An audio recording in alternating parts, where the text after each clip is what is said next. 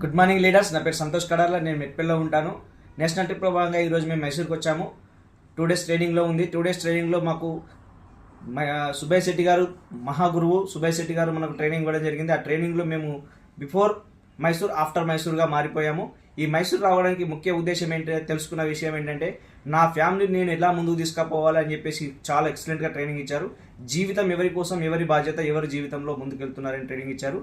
అలాంటి మైండ్ సెట్ను మాకు ప్రిపేర్ చేశారు. అండ్ నాలెడ్జ్ ఇచ్చారు, స్కిల్స్ డెవలప్మెంట్ చేశారు. And company upline or downline యొక్క రెస్పాన్సిబిలిటీ నేర్పారు. అదే చాలా రకాలుగా ఉన్నాయి.